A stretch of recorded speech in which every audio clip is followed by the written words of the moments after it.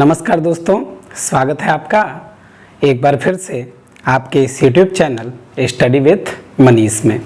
हम लोगों ने अपनी पिछली क्लास में अंग्रेज़ों द्वारा मैसूर विजय की बात कर ली थी और मैसूर विजय में मैंने आप लोग को बताया था कि किस तरह से अंग्रेज़ों ने हैदर अली और टीपू सुल्तान इन दोनों को युद्ध में पराजित करते हैं और पराजित करने के उपरांत मैसूर साम्राज्य पर कब्जा कर लेते हैं। इसके बाद अंग्रेज़ों का संघर्ष होगा किससे? तो इसके बाद अंग्रेज़ों का संघर्ष होता है मराठों से। तो प्रथम आंग्ल मराठा युद्ध स्टार्ट होता है आपका 1775 में और कब तक चलता है? 1782 में। तो देखिए, अगर मराठा साम्राज्य की बात करें तो मराठा साम्राज्य के संस्थापक थे, आप लोगों ने सुना होगा कि मराठा साम्राज्य की स्थापना छत्रपति शिवाजी ने की थी। छत्रपति शिवाजी महाराज ने ही मराठा साम्राज्य को एक देखेंगे तो स्टार्टिंग से लेकर के और मराठा साम्राज्य के चरमोत्कर्ष तक पहुंचाने का काम किया छत्रपति शिवाजी ने पूरे के पूरे मराठा साम्राज्य को। जब मराठा साम्राज्य का उदय हो रहा था उस समय भारत में आप देखेंगे शासन कर रहा था औरंगजेब, और औरंगजेब के जीवन के अंतिम 25 वर्ष अगर आप देखेंगे तो उसके जीवन के अंतिम 25 वर्ष शिवाजी से युद्ध करने में निकल गए। मतलब औरंगजेब अपने शासनकाल के अंतिम वर्षों में आप देखेंगे तो वो लड़ता रहा और युद्ध लड़ता रहा किससे? शिवाजी महाराज से। इसके बाद 1707 में औरंगजेब की मृत्यु होती है। औरंगजेब की मृत्यु के बाद उत्तरवर्ती जो मुगल शासक रहे हैं ये मुगल शासक इतने ज़्यादा शक्तिशाली नहीं रहे, तो शिवाजी को अपने साम्राज्य विस्तार का और ज़्यादा मौका मिलता है और उन्होंने अपने पूरे साम्राज्य को बहुत तेज़ी से आगे बढ़ाया। धीरे धीरे मराठा शक्ति आप देखेंगे मुगल सत्ता से भी मजबूत होती चली गई। जब ये मराठा शक्ति अपना साम्राज्य विस्तार कर रही थी तो इस साम्राज्य विस्तार से भारत में परेशानी शुरू होती है किसको? अंग्रेजों। आगे चल करके आप देखेंगे कि छत्रपति का जो पद है वो छत्रपति का पद धीरे धीरे कमज़ोर होता चला जाएगा और मराठा साम्राज्य में शिवाजी ने अपने शासनकाल के दौरान एक पद बनाया था जिस पद का नाम हुआ करता था पेशवा। पेशवा दरअसल मराठा साम्राज्य में छत्रपति के नीचे, छत्रपति मतलब महाराजा, छत्रपति उपाधि धारण किए थे कौन? शिवाजी। तो राजा होते थे छत्रपति और पेशवा का जो पद बनाया था शिवाजी ने वो पेशवा का पद बनाया था प्रधानमंत्री के लिए। मतलब राजा के नीचे का पद हुआ करता था प्रधानमंत्री का, पेशवा का। तो आगे चल करके देखेंगे शिवाजी के बाद के वर्षों में, तो शिवाजी के बाद के वर्षों में धीरे धीरे छत्रपति का पद नीचे होता चला गया और पेशवा का पद ऊपर होता चला गया। अर्थात छत्रपति नाम मात्र के राजा हो जाएंगे और शक्तियाँ धीरे धीरे ट्रांसफर हो जाएंगी किसमें? पेशवाओं में। और ये पेशवा आप देखें, सुने होंगे एक नाम बाजीराव प्रथम का, जिन्होंने मराठा साम्राज्य को आप देखेंगे तो बहुत ज़्यादा विस्तार किया था।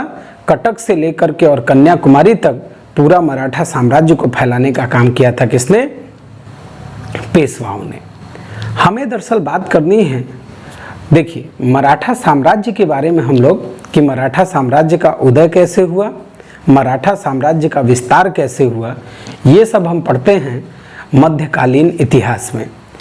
चूँकि आंग्ल मराठा संघर्ष आधुनिक भारत के इतिहास में हमें पढ़ना होता है, इसलिए हम 1775 के समय से चीज़ों को देखना प्रयास करेंगे, चीज़ों को देखने का प्रयास करेंगे कि क्या क्या परिस्थितियाँ 1775 के समय में थी। और मराठा साम्राज्य को हम कभी अपनी क्लासेस में जब मैं आप लोगों को मध्यकालीन इतिहास पढ़ाऊंगा तब वहाँ पर आपको सारी चीज़ें मैं आपको डिस्कस करूँगा। तो आइए ज़रा देखते हैं कि 1775 के समय में क्या क्या परिस्थितियाँ भारत में हैं। अंग्रेज कहाँ हैं, मराठे कहाँ हैं, कैसी कैसी परिस्थितियाँ भारत में हैं। देखिए ज़रा ध्यान से समझने का प्रयास करिएगा। देखिए इस समय की स्थिति अगर आप देखिए तो इस समय की स्थिति कुछ इस प्रकार थी कि अंग्रेज़ों ने ये पूरा का पूरा जो बंगाल का क्षेत्र था इस बंगाल के क्षेत्र को अंग्रेजों ने 1775 के पहले पहले जीत लिया था। आप लोग को पता होगा कि यहाँ पर एक युद्ध होता है, जिस युद्ध का नाम क्या है, जिस युद्ध का नाम है प्लासी का युद्ध, प्लासी का युद्ध। और एक युद्ध होता है जिसको मैंने आप लोग को पढ़ाया हुआ है, जिसका नाम है बक्सर का युद्ध। प्लासी का युद्ध और बक्सर का युद्ध ये हुआ कब? प्लासी का युद्ध कब हुआ? 23 जून 1757 को, और 22 अक्टूबर 1764 को आपका बक्सर का युद्ध हुआ था। इसमें इन युद्धों में अंग्रेजों ने क्या किया? पूरे के पूरे बंगाल पर कब्जा कर लिया। और बक्सर के युद्ध में 3 लोगों को अंग्रेजों ने पराजित किया था। अगर आप लोगों ने पढ़ा हो मेरी पिछली क्लास में कि बक्सर के युद्ध में मीर कासिम ये पराजित हुए थे, और मुगल बादशाह शाह आलम द्वितीय, शाह आलम द्वितीय ये पराजित हुए थे, और प्लस अवध के नवाब शुजा-उद-दौला, अवध के नवाब शुजा-उद-दौला ये पराजित हुए थे। ये तीनों लोग पराजित हुए थे बक्सर के युद्ध में। और अंग्रेजों ने बक्सर के युद्ध को जीतने के उपरांत पूरे बंगाल पर क्या कर लिया था?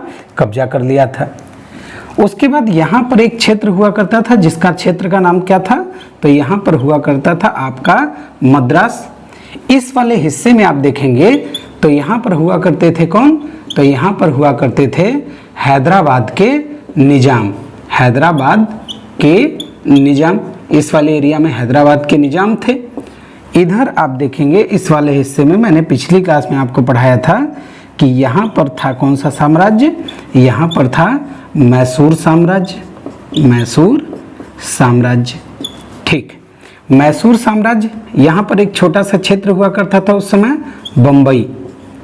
यहाँ पर एक क्षेत्र था बम्बई, जहाँ पर अंग्रेजों ने अपनी कंपनी बना के रखी थी। और बम्बई के नीचे जो आज महाराष्ट्र का एरिया है, महाराष्ट्र वाला क्षेत्र है, उस महाराष्ट्र वाले क्षेत्र पर शासन कर रहे थे कौन? मराठे। तो महाराष्ट्र वाले रीजन में कौन थे? तो मराठे थे यहाँ पे। अब जरा ध्यान से सुनिए, होता क्या है कि अगर हम देखें कि ये जो क्षेत्रीय शक्तियाँ हैं, चाहे वो मराठों को देख लें, चाहे हैदराबाद के निजाम को देख लें, चाहे मैसूर साम्राज्य में हैदर अली को देख लें, ये सारी की सारी क्षेत्रीय शक्तियाँ ये आपस में भी आप देखेंगे निरंतर संघर्ष करती रहती थी। क्यों संघर्ष कर रहे हैं? ताकि ये लोग अपना क्षेत्रीय विस्तार कर सकें, अपने साम्राज्य को आगे बढ़ा सकें। और इन्हीं क्षेत्रीय विस्तारवादी नीतियों के कारण आप देखेंगे तो भारतीय राजाओं में हमेशा आपसी संघर्ष होता रहता था। और इन्हीं आपसी संघर्षों का फायदा उठाते थे कौन? तो इन्हीं आपसी संघर्षों का फायदा उठाते थे अंग्रेज। इतिहास गवाह है कि जब कभी भारत में 2 राजा आपसी क्षेत्रीय संघर्ष में उलझे हैं तो तीसरे ने हमेशा फायदा उठाया है। और आप देखेंगे आगे चल करके तो भारत में 14 जनवरी 1761 को, जरा ध्यान से समझते हैं, आगे बढ़ते हैं। 2 मिनट थोड़ा इतिहास में आपको समझना पड़ेगा। होता क्या है कि 14 जनवरी 1761 ये डेट आपको याद करना पड़ेगा। यहाँ पर एक युद्ध हुआ था, जिस युद्ध को आप लोग कहते हैं पानीपत का तृतीय युद्ध। पानीपत का युद्ध, तीसरा बार पानीपत का तृतीय युद्ध। और ये पानीपत का तृतीय युद्ध 1761 में हुआ था। और इस समय जरा ध्यान से समझिएगा, 14 जनवरी 1761 को पानीपत का तृतीय युद्ध हुआ था। और इस युद्ध के समय मराठा पेशवा हुआ करते थे, मराठा पेशवा हुआ करते थे, जिनका नाम था बालाजी बाजीराव, बालाजी बाजीराव। बालाजी बाजीराव इस समय मराठा पेशवा हुआ करते थे पानीपत के तृतीय युद्ध के समय। अच्छा जी, ये पानीपत का तृतीय युद्ध किसके किसके बीच में हुआ था? तो पानीपत का तृतीय युद्ध हुआ था मराठों के बीच में, और एक अफगान शासक हुआ करता था जिसका नाम था अहमद शाह अब्दाली, अहमद शाह अब्दाली। ये था आपका कौन? ये था अफगान शासक, अफगानिस्तान से आया था। और किस पर आक्रमण करने आया था जी? आक्रमण करने आया था मराठा साम्राज्य के ऊपर। क्यों? इसको क्या जरूरत पड़ी थी मराठा साम्राज्य के ऊपर हमला करने की? तो दरअसल जरा समझने का प्रयास करते हैं। दरअसल हुआ क्या कि औरंगजेब की जब मृत्यु हुई तो औरंगजेब की मृत्यु के बाद आप देखेंगे तो भारत में कोई भी उत्तरवर्ती मुगल शासक इतना शक्तिशाली नहीं रह गया कि वो पूरे के पूरे मुगल साम्राज्य को संभाल करके रख सके। इस कारण से भारत में मराठों ने अपनी शक्ति का तेजी से विस्तार किया, और जब इसने अपनी मराठा साम्राज्य ने अपनी शक्ति का विस्तार किया तो जाहिर सी बात है मुगलों को मराठा साम्राज्य से खतरा उत्पन्न होना शुरू हुआ, भय उत्पन्न शुरू हुआ कि कहीं ऐसा ना हो कि मराठे मुगल साम्राज्य को क्या कर लें, अपने हिस्से में मिला लें, अर्थात दिल्ली पर कब्जा कर लें मराठे। 1761 के समय में यही भाई साहब शाह आलम द्वितीय मुगल साम्राज्य की गद्दी पर बैठे हुए थे, शाह आलम द्वितीय।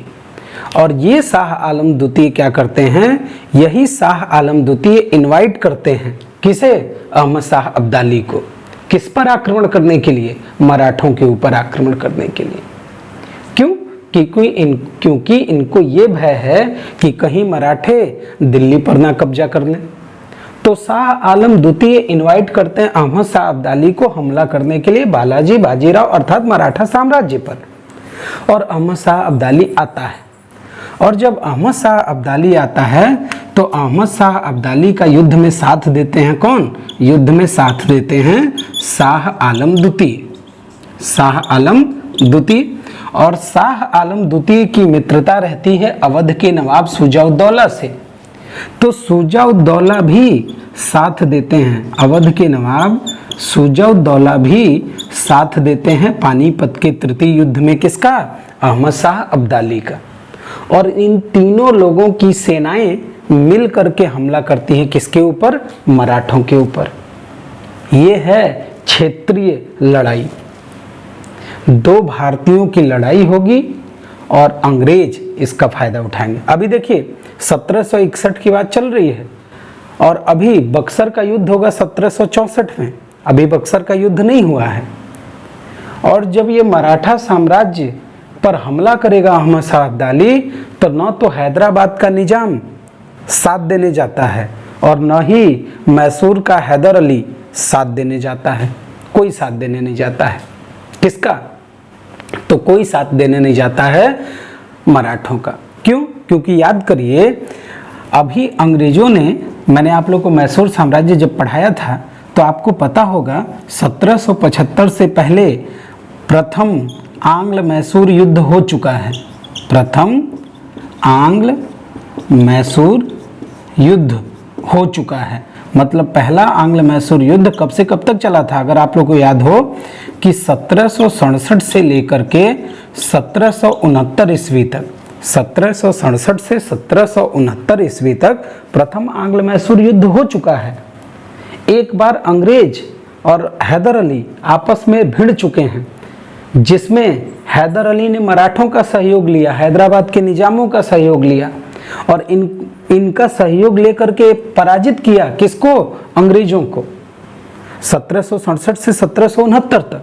लेकिन जब बात आती है किसकी, अभी देखिए 1767 में युद्ध होगा ना, प्रथम आंग्ल मैसूर युद्ध, लेकिन ये युद्ध कब हुआ है? ये युद्ध हुआ है आपका 1761 में। तो हैदराबाद में आप देखेंगे तो न तो मैसूर साथ देते हैं मराठों का पानीपत के युद्ध के समय, न हैदराबाद के निजाम आते हैं। और इधर आप देखेंगे राजपूत शासक हुआ करते थे, ये राजपूत शासक भी मराठों का साथ देने नहीं आते हैं। क्यों? क्योंकि इन लोगों में अभी अखंड भारत या राष्ट्रीयता की भावना है ही नहीं। इन लोगों में अभी राष्ट्रीय एकता जैसी कोई चीज है ही नहीं, भारत जैसी चीज कोई है ही नहीं। इनको पता ही नहीं है कि अगर मराठे हारेंगे तो अंग्रेजों को फायदा मिलेगा। तो आज अगर अंग्रेज इनको हराएंगे तो जाहिर सी बात है कल मैसूर को भी हराएंगे, मद्रास को भी हराएंगे, निजाम को भी हराएंगे, जितने भारतीय शासक रहेंगे सबको हराएंगे और सबको हरा के पूरे भारत पर कब्जा करेंगे। लेकिन इनकी अदूरदर्शिता और इसी अदूरदर्शिता के कारण ये आपसी लड़ाइयाँ लड़ते थे और फायदा उठाते थे कौन? अंग्रेज। खैर जरा ध्यान से समझिए। तो बालाजी बाजीराव पेशवा थे, अहमद शाह अब्दाली ने आक्रमण किया, ये तीनों शक्तियां एक तरफ और बालाजी बाजीराव एक तरफ। अब होता क्या है, जरा ध्यान से सुनिए। बालाजी बाजीराव ने सदाशिवराव भाऊ, इनका पूरा नाम था सदाशिवराव भाऊ, इनको अपना नेतृत्वकर्ता बनाया। नेतृत्वकर्ता अर्थात युद्ध का संचालन इन्हीं के हाथों में था। और मराठा सेनापति हुआ करते थे, नाम था उनका विश्वास राव। इन दो लोगों के नेतृत्व में मराठा सेना आगे बढ़ती है और 14 जून 1761 ईस्वी को हरियाणा के पानीपत में ये पानीपत का तृतीय युद्ध होता है। और इस युद्ध में दोस्तों मैं आपको बताऊं तो ऐसा कोई मराठा परिवार नहीं था जिस मराठा परिवार से शहादत ना हुई हो। कहा जाता है लगभग 75,000 मराठा सैनिकों की मृत्यु हुई इस युद्ध में। 75,000 मराठा सैनिक। कहा जाता है कि कई मराठा परिवार समाप्त हो गए इस युद्ध में।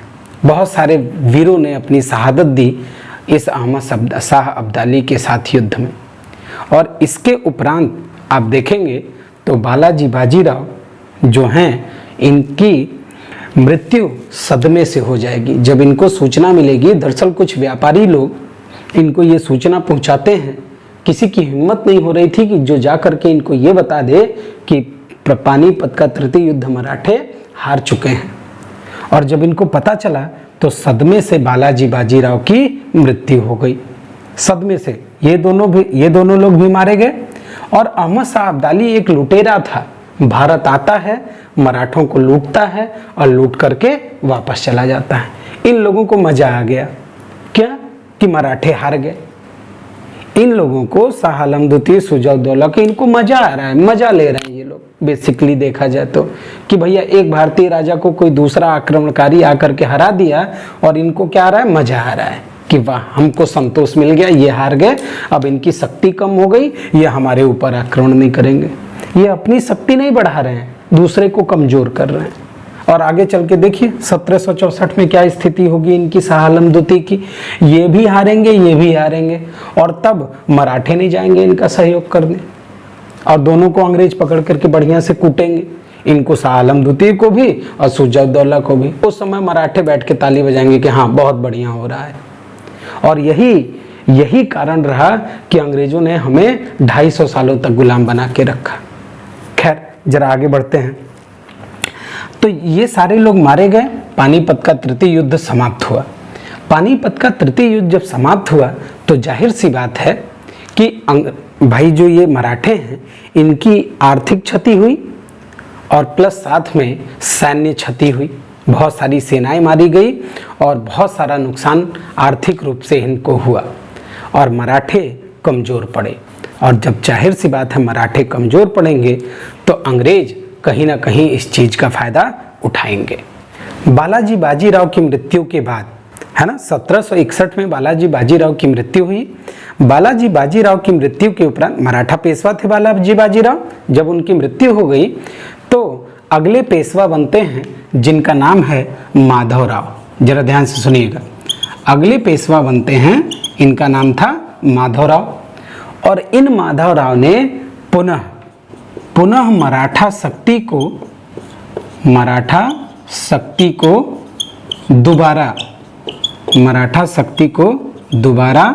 संगठित किया। इन्होंने मैसूर पर हमला किया, इन्होंने हैदराबाद के निजाम पर हमला किया और जो क्षेत्र इनके साम्राज्य से अलग हो गए थे उन क्षेत्रों को पुनः मराठा साम्राज्य में शामिल किया। इन्हीं माधवराव को देखोगे तो इन्हीं माधवराव ने क्या किया था, शाह आलम द्वितीय को, इन्हीं माधवराव ने शाह आलम द्वितीय को दोबारा दिल्ली की गद्दी पर बैठाया था। इसका क्या मतलब है, कि दोबारा दिल्ली की गद्दी पर बैठाया। अभी 2 मिनट में समझाते हैं। दोबारा दिल्ली की गद्दी पर बैठाया कैसे, जरा ध्यान से समझिए। होता क्या है कि बक्सर के युद्ध के बाद 1764 में बक्सर का युद्ध हुआ और बक्सर के युद्ध के बाद शाह आलम द्वितीय को पराजित कर दिया किसने, अंग्रेजों ने। और जब शाह आलम द्वितीय को पराजित किया अंग्रेजों ने, तो इनको अंग्रेजों ने अपना पेंशनर बना लिया। याद करिए इलाहाबाद की संधि, और इलाहाबाद की संधि के तहत ये कहा गया कि शाह आलम द्वितीय को अंग्रेज पेंशन देंगे और वो गद्दी छोड़ेंगे। और ये माधवराव फिर से इस शाह आलम द्वितीय को दिल्ली की गद्दी पर दोबारा बैठाते हैं, अंग्रेजों का विरोध करके इनको शाह आलम द्वितीय को फिर से गद्दी पर बैठाते हैं। ऐसा क्यों किया? अभी तो शाह आलम द्वितीय ने क्या किया था, पानीपत का तृतीय युद्ध करवाया था। फिर उन्होंने ऐसा क्यों किया? क्योंकि माधवराव को ये बात अच्छे से पता थी, वो अंग्रेजों की चाल को समझ रहे थे कि अंग्रेज अगर शाह आलम द्वितीय को पराजित किए हैं तो जाहिर सी बात है कि अंग्रेज कल फिर आएंगे और मराठों पर हमला करेंगे। तो दिल्ली की गद्दी पर एक केंद्रीय नियंत्रण बना रहे। शाह आलम द्वितीय, आप देखेंगे शाह आलम द्वितीय मुगल सत्ता के प्रतीक बने रहें, मुगल सत्ता समाप्त ना हो, इसलिए इन्होंने क्या किया, दोबारा शाह आलम द्वितीय को दिल्ली की गद्दी पर बैठाया। होता क्या है, 1772 ईस्वी में, जरा ध्यान से सुनिएगा, 1772 ईस्वी में माधवराव द्वितीय की मृत्यु हो जाती है। ये जो माधवराव हैं 1772 में माधवराव की मृत्यु हो जाएगी। 1772 ईस्वी में माधवराव की मृत्यु के उपरांत उनके पुत्र हैं जिनका नाम है नारायण राव। जरा ध्यान से समझिएगा, माधवराव की मृत्यु के उपरांत उनके पुत्र हैं जिनका नाम क्या है, नारायण राव। इन नारायण राव को पेशवा बना दिया जाएगा। 1772 में माधवराव मरेंगे और उनकी जगह पर पेशवा बनेंगे कौन, नारायण राव। किंतु नारायण राव के चाचा हैं जिनका नाम है रघुनाथ राव। रघुनाथ राव ये चाचा हैं रिश्ते में, कौन, रघुनाथ राव, अर्थात ये माधवराव के भाई हैं रघुनाथ राव। नाम क्या है, रघुनाथ राव, या इन्हीं को राघोवा, शॉर्ट फॉर्म में इनका नाम होता था राघोवा। तो रघुनाथ राव या राघोवा जो नारायण राव के चाचा हैं, वो चाहते थे कि गद्दी इनको मिले, गद्दी ये पाना चाहते हैं, अर्थात ये गद्दी के दावेदार हैं। इन्होंने अपनी दावेदारी पेश कर दी कि भैया गद्दी मुझे मिलनी चाहिए। लेकिन गद्दी किसको मिल गई, गद्दी मिल गई नारायण राव को। 1772 में मरे थे ना माधवराव, और 1772 में ही नारायण राव गद्दी पर बैठ गए। और इसके बाद रघुनाथ राव अर्थात राघोवा एक छल करते हैं। छल क्या करते हैं, जिस महल में ये रहते थे उस महल में नारायण राव को बुलाते हैं मिलने के लिए, और मिलने के बहाने इनकी हत्या करवा देते हैं। किनकी, नारायण राव की। और जब ये नारायण राव की हत्या करवा देंगे रघुनाथ राव, तो यहाँ से आप देखेंगे दिक्कत होनी शुरू हो जाती है। दरअसल उस समय वहाँ मराठा साम्राज्य में एक मराठा नेता हुआ करते थे जिनका नाम था नाना फडणवीस। क्या नाम था, नाम था इनका नाना फडणवीस। नाना फडणवीस उस समय एक महत्वपूर्ण मराठा नेता हुआ करते थे, और इन नाना फडणवीस ने रघुनाथ राव का विरोध किया कि भाई आपने नारायण राव की हत्या क्यों की। और इसी क्रम में रघुनाथ राव के, आप देखेंगे नारायण राव के भाई हुआ करते थे जिनका नाम था, मतलब अगले पेशवा बनेंगे, नाम होगा इनका माधवराव द्वितीय। होगा क्या, इनका विरोध होगा रघुनाथ राव का, पूरा मराठा साम्राज्य इनका विरोध करेगा रघुनाथ राव का कि आपने नारायण राव की हत्या की है, अब आपको गद्दी नहीं मिलेगी। और एक छोटे से बच्चे को, अल्पवयस्क पुत्र थे, जवान भी नहीं थे ये माधवराव द्वितीय, इनको बना दिया जाता है क्या, पेशवा। नाना फडणवीस के द्वारा। और नाना फडणवीस का सहयोग करते हैं इस समय यहीं पर एक व्यक्ति हुआ करते थे जिनका नाम था महादजी सिंधिया। महादजी सिंधिया, ये दोनों मराठा नेता मिल करके माधवराव द्वितीय को, जो एक अल्पवयस्क है, उसको बना देते हैं अगला पेशवा। और यहाँ रघुनाथ राव अपने आप को असहाय महसूस करते हैं और यही कारण होगा क्या, अभी बताता हूँ। अब होगा क्या, माधवराव द्वितीय जब अल्पवयस्क हैं, अभी छोटे से हैं, अल्पवयस्क हैं, तो जाहिर सी बात है ये गद्दी इतनी आसानी से नहीं संभाल पाएंगे। तो होता क्या है, इन दोनों लोगों ने मिलकर के 12 भाई परिषद का गठन किया था। 12 भाई परिषद, और इसी 12 भाई 12 सदस्यों की 12 मराठा सरदारों की एक टीम थी जो इन माधवराव द्वितीय को शासन संचालन में मदद करती थी। तो इसी 12 भाई परिषद के सहयोग से माधवराव द्वितीय शासन करते थे। ठीक है, 12 भाई परिषद। अब होगा क्या, अब होगा ये कि ये रघुनाथ राव अब यहाँ से चाल चलना शुरू करेंगे, क्योंकि इनको बनना है क्या, पेशवा। किसी भी कीमत पे अब इनको बनना है पेशवा। और इस पेशवा के पद को पाने की लालसा में ये जा बैठते हैं अंग्रेजों की गोद में। और यहाँ से अंग्रेजों को मौका मिलता है मराठा साम्राज्य में हस्तक्षेप करने का। जरा आइए देखते हैं कैसे। स्थिति ये है कि माधवराव द्वितीय ये क्या बन चुके हैं, ये हैं आपके पेशवा। और दावेदारी कौन कर रहा है, गद्दी की दावेदारी कौन कर रहा है जी, तो गद्दी की दावेदारी कर रहे हैं, नाम है उनका रघुनाथ राव। रघुनाथ राव ये चाह रहे हैं गद्दी इनको मिले, या राघोवा इन्हीं का नाम है। ये चाहते हैं गद्दी इनको मिले, गद्दी पे हैं माधवराव द्वितीय। तो होता क्या है, ये रघुनाथ राव पहुंचते हैं कहाँ, ये पहुंचते हैं बम्बई। और बम्बई में जा करके बम्बई के अंग्रेज अधिकारियों से मिलते हैं। और बम्बई के अंग्रेज अधिकारियों से मिलकर के कहते हैं कि हमको बनवाओ तुम लोग पेशवा। देखिए जरा समझिएगा, बम्बई के अंग्रेज अधिकारियों से कहते हैं कि आप हमको बनवा दीजिए कहाँ, मराठा साम्राज्य का पेशवा। अंग्रेजों को ये जब मौका मिला तो उन्होंने दोनों हाथों से लपक लिया। उन्होंने कहा ठीक है भाई, हम आपको पेशवा बनाने के लिए बिल्कुल तैयार हैं, कोई दिक्कत नहीं है हमें, लेकिन इसके बदले में आपको हमें कुछ देना पड़ेगा। जाहिर सी बात है वो अंग्रेज हैं, वो बिना लिए कुछ देंगे कभी जीवन में नहीं। तो अंग्रेजों से इन्होंने एक संधि की इन्होंने अंग्रेजों से, जिस संधि को कहते हैं सूरत की संधि। जरा ध्यान से समझिएगा, एक संधि की गई इन दोनों के मध्य में, जिस संधि का नाम था सूरत की संधि। 1773 में रघुनाथ राव ने हत्या करवाई थी नारायण राव की, और ये घटना है सूरत की संधि 1775 ईस्वी की। याद रखिएगा इस बात को। तो होता क्या है कि अंग्रेजों और रघुनाथ राव के बीच में 7 मार्च 1775 ईस्वी को एक संधि हो जाती है, जिस संधि को कहते हैं क्या, सूरत की संधि। 7 मार्च 1775 ईस्वी को। और इस संधि में कहा क्या जाता है, जरा ध्यान से समझिएगा। इस संधि में कहा जाता है कि अंग्रेज सहायता करेंगे।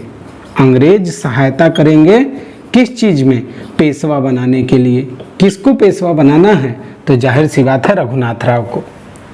अंग्रेजों ने कहा हम आपको 2500 सैनिक देंगे, 2500 सैनिक हम आपको देंगे, लेकिन इन सैनिकों का खर्च आप उठाएंगे।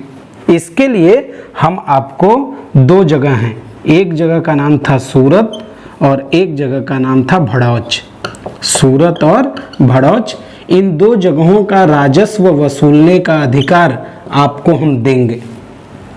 भाई इनके पास तो पैसा है नहीं, ये अभी मराठा पेशवा है नहीं, लेकिन उन्होंने कहा जब आप मुझे मराठा पेशवा बनवा देंगे तो हम सूरत और भड़ौच का जो राजस्व अर्थात कर वसूलने का जो अधिकार है वो आपको दे देंगे, और वहां से इन सैनिकों का खर्चा आपका चलता रहेगा। अंग्रेजों ने कहा इतना ही नहीं, आपको हमें सालसेट बंदरगाह देना होगा। सालसेट बंदरगाह। ये बहुत इंपॉर्टेंट बंदरगाह हुआ करता था उस समय का मराठा साम्राज्य का, और अंग्रेजों ने कहा आपको हमें सालसेट बंदरगाह क्या करना पड़ेगा, देना पड़ेगा, जब हम आपको क्या बनवा देंगे, पेशवा बनवा देंगे। ये सूरत की संधि हुई। तो ये पृष्ठभूमि थी, बैकग्राउंड था, जो मुझे उम्मीद है आपको समझ में आया होगा। अब इसके बाद आइए जरा तलवारबाजी करवाते हैं, एक दूसरे से लड़ाइयाँ कैसे होती हैं जरा देखते हैं। तो राघोवा ने संधि कहाँ से की है, बंबई के अंग्रेज अधिकारियों से। तो उस समय बंबई में जो अंग्रेजों का प्रमुख व्यक्ति था अंग्रेज, उसका नाम था कर्नल किटिंग। कर्नल किटिंग ये उस समय बंबई का अंग्रेज गवर्नर हुआ करता था, कर्नल किटिंग। और कर्नल किटिंग ने क्या किया, सूरत की संधि के बाद इसने अंग्रेजों ने एक दिमाग लगाया, क्या कि सीधे हम आक्रमण कर देते हैं किसके ऊपर, मराठों के ऊपर।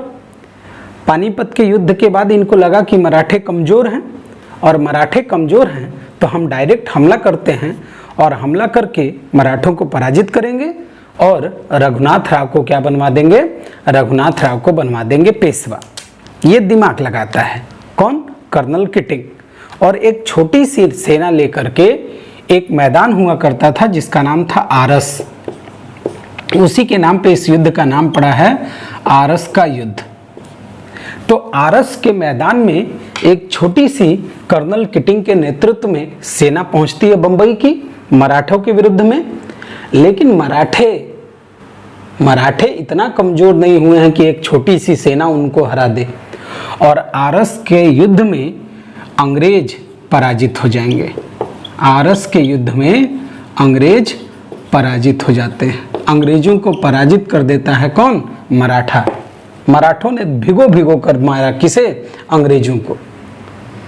अंग्रेजों को समझ में आया ओ माय गॉड, बहुत बड़ी गलती हो गई। अभी मराठे इतने कमजोर नहीं हुए हैं कि छोटी सी सैनिक टुकड़ी से क्या हो जाएं, पराजित हो जाएं, 25 सैनिकों से पराजित हो जाएं। अभी इनका इतना भी बुरा दौर नहीं आया है। और जब ये अंग्रेज पराजित हो जाएंगे तो ये सूचना मिलेगी उस समय बंगाल के गवर्नर वॉरेन हेस्टिंग्स को। 1773 के रेगुलेटिंग एक्ट के द्वारा बंगाल के गवर्नर का पद बनाया गया था, और इस समय बंगाल के गवर्नर थे कौन, वॉरेन हेस्टिंग्स। ये बात पता चली वॉरेन हेस्टिंग्स को। अच्छा, बंगाल के गवर्नर को ये पावर दिया गया था कि भारत में किसी भी क्षेत्रीय शक्ति से कोई भी संधि और कोई भी समझौता केवल यही वॉरेन हेस्टिंग्स करेंगे। बाकी अन्य कोई भी अंग्रेज किसी भी क्षेत्रीय राजा से कोई संधि और समझौता नहीं कर सकता है। ये देखिए, और यहाँ वॉरेन हेस्टिंग्स को पता ही नहीं है, और ये हो चुका है आरस का युद्ध। आरस का युद्ध चल रहा है, इनको पता नहीं है, बंबई वालों ने इनको बताया ही नहीं। और जब ये पता चला वॉरेन हेस्टिंग्स को कि ये लोग पराजित हो गए हैं, तो मूड खराब हो गया वॉरेन हेस्टिंग्स का। वॉरेन हेस्टिंग्स ने कहा कि भाई बिना आप हमसे पूछे किसी भी से भी कोई संधि कैसे कर लिए। कर्नल किटिंग से फोन किया तुरंत, डायरेक्ट बोला भाई कर्नल किटिंग, या पत्राचार या जैसे भी किया होगा, तो ये पूछा कि आपने ऐसा किया क्यों। इन्होंने बोला हमको मौका मिला और हमने कर लिया। वॉरेन हेस्टिंग्स ने सूरत की संधि को खारिज कर दिया। सूरत की संधि को मानने के लिए तैयार ही नहीं हुआ वॉरेन हेस्टिंग्स। मतलब वॉरेन हेस्टिंग्स ने सूरत की संधि को खारिज कर दिया। अच्छा जी, चला आगे देखते हैं। अच्छा, अगर आपसे पूछे आरस का युद्ध हुआ कब था, तो याद रखिएगा 1776 में, 18 मई 1776 को ये युद्ध हुआ था। याद रखिएगा 1776। ठीक, इसके बाद सूरत की संधि को खारिज कर देगा कौन, वॉरेन हेस्टिंग्स। और वॉरेन हेस्टिंग्स बंगाल से एक व्यक्ति होगा जिसका नाम है कर्नल अपटन। कर्नल अपटन, और इस कर्नल अपटन को बंगाल से वॉरेन हेस्टिंग्स भेजेगा मुंबई, और इनसे कहेगा जाओ भैया मुंबई जाओ, और मुंबई जाकर के तुम जाकर के अंग्रेजों से संधि करो मेरी तरफ से, और मैं गवर्नर हूं, पावर मेरे पास है, बंबई के लोगों के पास पावर नहीं है। और आप देखेंगे 1 मार्च 1776 को, जरा ध्यान से समझिएगा, 1 मार्च 1776 को कर्नल अपटन, जो वॉरेन हेस्टिंग्स के द्वारा भेजा गया व्यक्ति है, और किसके बीच में, मराठों के बीच में एक संधि होगी, जिस संधि का नाम है पुरंदर की संधि। जिस संधि का नाम क्या है, पुरंदर की संधि। ये संधि हो जाएगी और इस पुरंदर की संधि के तहत वॉरेन हेस्टिंग्स ने ये मान लिया कि माधवराव द्वितीय ही पेशवा होंगे। माधवराव द्वितीय ही क्या बनेंगे, पेशवा बनेंगे। रघुनाथ राव जो सूरत की संधि के तहत अंग्रेजों से ये कहे थे हमें आप पेशवा बनाएंगे, उनको पेशवा बनाने से इनकार कर दिया किसने, वॉरेन हेस्टिंग्स ने, और माधवराव द्वितीय को पेशवा मान लिया। लेकिन जो वो सालसेट बंदरगाह वाली बात थी वो अंग्रेजों ने अपने पास रख ली। अंग्रेजों ने कहा आपने हमको दे दिया है तो अब हम लेंगे, और मजबूरी में सालसेट बंदरगाह देना पड़ा किसे, अंग्रेजों को। याद रखिएगा इस बात को। लेकिन अब यहाँ से प्रॉब्लम क्या हुई, यहाँ से प्रॉब्लम शुरू हो गई बम्बई और यहाँ कलकत्ता अर्थात बंगाल, इन दोनों के बीच में। यहाँ के अंग्रेज चाह रहे हैं कि ये युद्ध चलता रहे, और बम्बई वॉरेन हेस्टिंग्स क्या चाह रहा है, वॉरेन हेस्टिंग्स चाह रहा है कि नहीं, युद्ध नहीं होना चाहिए। क्यों, क्योंकि ये वो समय है जब मैसूर और बंगाल ये दोनों आपस में लड़ रहे हैं, अंग्रेज और मैसूर। तो वॉरेन हेस्टिंग्स नहीं चाहता है कि एक साथ 2 भारतीय राजाओं से हमें संघर्ष करना पड़े, और वो दोनों इतने मजबूत हैं। वॉरेन हेस्टिंग्स नहीं चाहता था। लेकिन हुआ क्या, ये बात जो बम्बई और वॉरेन हेस्टिंग्स के बीच में क्लैश हुआ था, ये बात पहुंचा कहाँ, इंग्लैंड। और आपको पता है कि ईस्ट इंडिया कंपनी में होता था क्या, COD, कोर्ट ऑफ डायरेक्टर, और यही कोर्ट ऑफ डायरेक्टर सारे निर्णय लेता था ईस्ट इंडिया कंपनी के। तो ये मामला पहुंचा कहाँ, कोर्ट ऑफ डायरेक्टर के पास, कि बंबई वाली संधि अर्थात सूरत की संधि मान्य की जाए कि पुरंदर की संधि मान्य की जाए, वॉरेन हेस्टिंग्स की बात मानी जाए कि कर्नल किटिंग की बात मानी जाए। इन दोनों में जो ये विवाद है इसका हल कैसे किया जाए, ये बात देखने योग्य है। और जो इंग्लैंड में COD है, कोर्ट ऑफ डायरेक्टर है ईस्ट इंडिया कंपनी का, ये क्या निर्णय लेगा, ये निर्णय लेगा अपनी भलाई के अनुसार। कैसे, आइए जरा अभी समझाते हैं 2 मिनट में कैसे होता क्या है। बड़ा इंटरेस्टिंग बात है, ध्यान से समझिएगा। देखिए, इस समय ये वो समय है जब एक देश है जिस देश का नाम है अमेरिका, आपने नाम सुना होगा अमेरिका, और ये है आपका ब्रिटेन। ब्रिटेन में ही तो ईस्ट इंडिया कंपनी है, और ईस्ट इंडिया कंपनी में कोर्ट ऑफ डायरेक्टर है, कई लोगों का समूह जो ईस्ट इंडिया कंपनी को चलाता है। और यहाँ पर एक कॉन्टिनेंट का नाम आप लोगों ने सुना होगा जिसका नाम है अफ्रीका। अफ्रीका, जरा ध्यान से समझिएगा, बड़ा इंपॉर्टेंट है। ब्रिटेन, अमेरिका और अफ्रीका, इन तीनों में अंग्रेजों ने ट्रायंगल बना के रखा था। क्या ट्रायंगल, जरा ध्यान से सुनिए। देखिए, ब्रिटेन ने अमेरिका को भी गुलाम बनाया था, ब्रिटेन ने अफ्रीका को भी गुलाम बनाया था, और ब्रिटेन ने भारत को भी गुलाम बनाया था। तो होता क्या था, देखिए, ब्रिटेन में औद्योगों का विकास, औद्योगिकीकरण मतलब अर्थात उद्योग धंधा बहुत तेजी से लग रहे थे। ब्रिटेन में उद्योगों का विकास बहुत तेजी से हो रहा था। इस कारण से ब्रिटेन को चाहिए क्या, भाई वहाँ उद्योग हैं, तो उद्योग हैं तो जाहिर सी बात है यहाँ पर वस्तुएं अर्थात माल तैयार किया जाएगा। और इस माल को तैयार करने के लिए आप जानते हैं रॉ मटेरियल चाहिए। कोई जैसे कपड़ा बनाने के लिए कच्चा माल चाहिए ना, कपास चाहिए, और यहाँ पे कपड़ा बनाया जा रहा था, तो कपास कहाँ से ले आएंगे, तो ये कपास ले आते थे अमेरिका से। कहाँ से ले आते थे कपास, अमेरिका से ले आते थे। और यहाँ अफ्रीका में क्या था जी, अफ्रीका में था मैन पावर, मैन पावर, अर्थात सस्ता मजदूर, सस्ता मजदूर। तो होता क्या था, यहाँ से ये मजदूर भेज देते थे यहाँ पर अमेरिका में, यहाँ से उगवाते थे इनसे कपास, और कपास को लेके जाते थे कहाँ, ब्रिटेन। ब्रिटेन में इस कपास से बनाया जाता था कपड़ा, और ये कपड़ा ला करके बेचते थे कहाँ, भारत में। बहुत दिमाग लगाया कोर्ट ऑफ डायरेक्टर ने। सुनिए, इतना ही नहीं, अभी सुनिए इसके बाद क्या होगा। 1775 ईस्वी के आगे, 1776 ईस्वी के आसपास आप देखेंगे तो अमेरिका आज़ाद हो गया, अमेरिकी क्रांति हुई और अमेरिका ब्रिटेन की चंगुल से आज़ाद हो गया। और जब अमेरिका आज़ाद हो गया तो जाहिर सी बात है ये जो कपास है, ये कपास मिलना बंद हो गया, कपास मिलना बंद हो गया। लेकिन इनको तो कच्चा माल चाहिए, इनको तो कच्चा माल चाहिए, और इस कच्चे माल के लिए इनकी नज़र कहाँ गई, इस कच्चे माल के लिए इनकी नज़र गई मराठा साम्राज्य के ऊपर, मराठा साम्राज्य के ऊपर। आज आप लोग देखते हैं पूरा का पूरा, आप देख लीजिए कौन, महाराष्ट्र काली मिट्टी का क्षेत्र है, काली कपासी मृदा, आप लोग जानते होंगे, हम लोग ज्योग्राफी में पढ़ेंगे भी, काली मिट्टी का क्षेत्र है महाराष्ट्र। और इस महाराष्ट्र पर नजर, और काली मिट्टी में उगता क्या है, काली मिट्टी में उगता है आपका कपास। और कोर्ट ऑफ डायरेक्टर को क्या चाहिए, कपास। तो उनकी नजर कहाँ गई, महाराष्ट्र पर।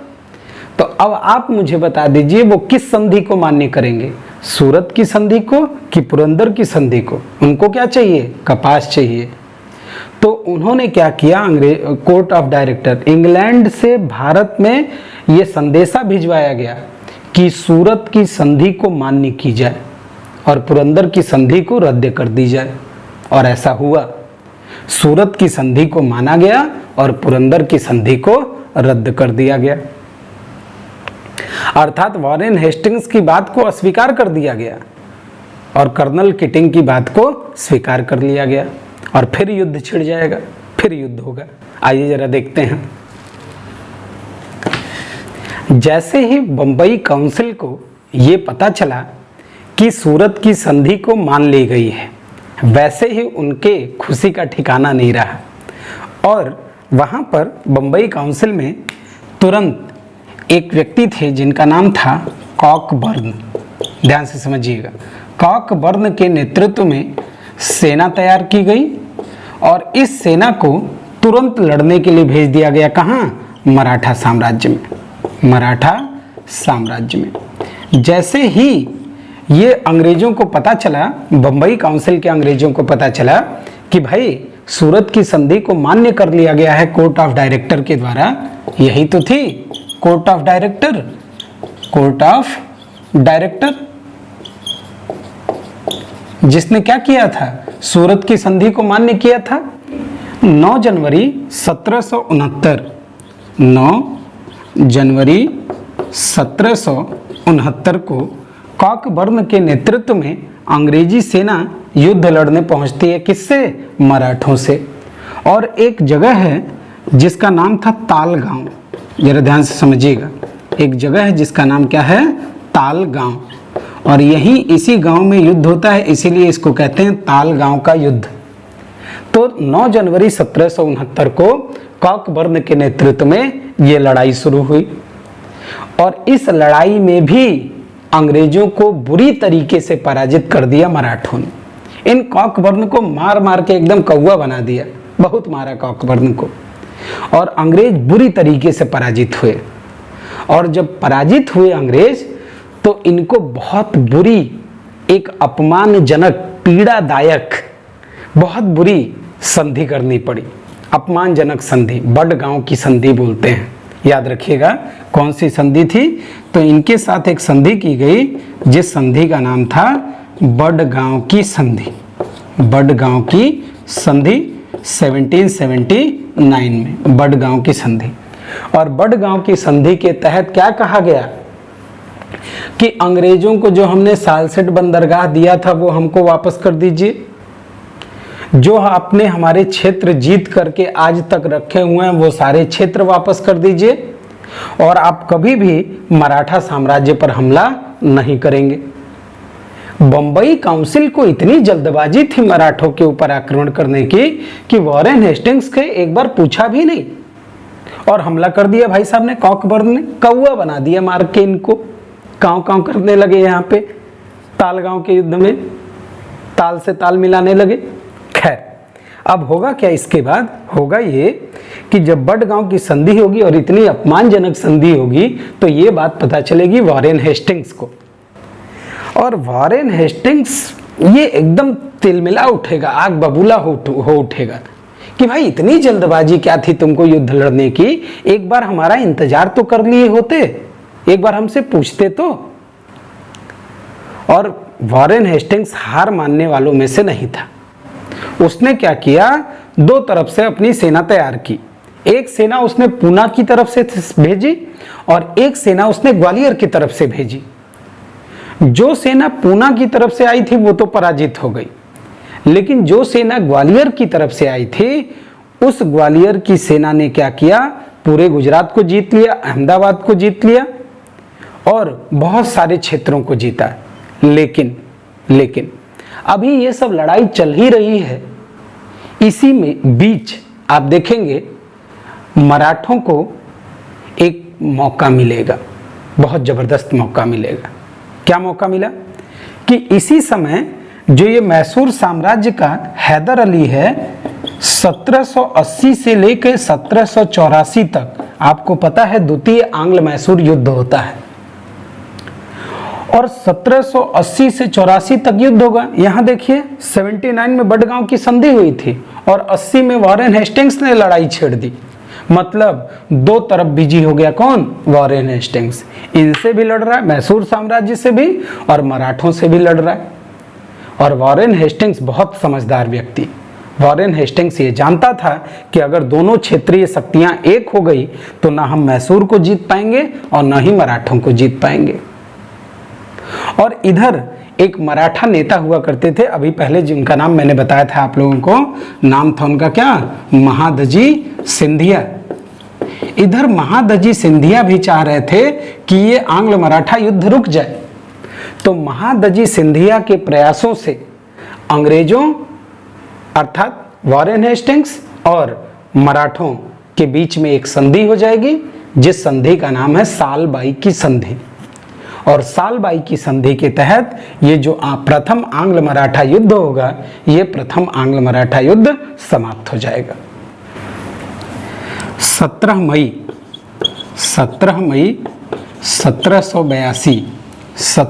1782 को कौन सी संधि हो जाएगी? तो दोनों के मध्य हो जाएगी सालबाई की संधि, मराठों और अंग्रेजों के मध्य में। महादजी सिंधिया के प्रयासों से 17 मई 1782 को सालबाई की संधि होगी और सालबाई की संधि के तहत ये प्रथम आंग्ल मराठा युद्ध समाप्त हो जाएगा। इससे होगा क्या? इससे अगले 20 वर्षों तक मराठा साम्राज्य में शांति छा जाएगी। मतलब इसके बाद अंग्रेजों को भी 20 वर्ष का मौका मिलेगा, क्योंकि द्वितीय आंग्ल मराठा युद्ध 20 वर्ष बाद होगा। मतलब इनको भी 20 साल का मौका मिलेगा और अंग्रेजों को भी 20 साल का मौका मिलेगा। और उन 20 सालों में अंग्रेजों ने मैसूर को पराजित कर दिया।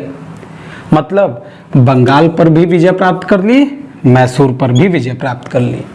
और जब इन क्षेत्रों में अपनी धाक जमा ली उन लोगों ने, तो जाहिर सी बात है उनको पराजित करना था। किसको? मराठों को।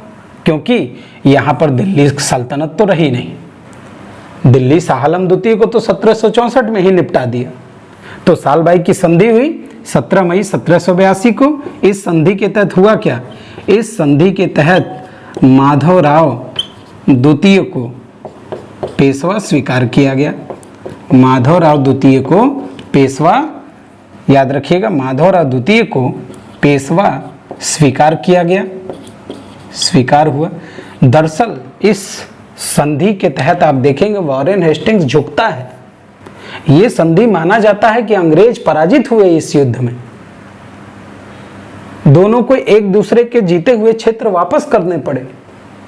जो भी क्षेत्र जिसने भी जिसका जीता है वो उसको एक दूसरे को वापस कर देगा। और इस संधि के तहत ये भी कहा गया कि मराठे द्वितीय आंग्ल मैसूर युद्ध में अंग्रेजों का साथ देंगे। और पिछली क्लास में मैंने जब मैसूर विजय बता रहा था आपको, तो वहाँ बताया था कि द्वितीय आंग्ल मैसूर युद्ध में न तो मराठे शामिल हुए न ही निजाम शामिल हुए। और इस कारण से ही आप देखेंगे तो हैदर अली की मृत्यु हुई 1782 ईस्वी में। और फिर टीपू सुल्तान आगे 1784 तक ये युद्ध चलाएगा। खैर, तो याद रखिएगा साल बाई की संधि के तहत प्रथम आंग्ल मैसूर युद्ध समाप्त हुआ था। तो चलिए वीडियो को ज़्यादा लंबा नहीं करेंगे, आज यहीं तक रहने देते हैं। मिलते हैं आपसे एक और बेहतरीन क्लास में। तब तक के लिए धन्यवाद। जय हिंद।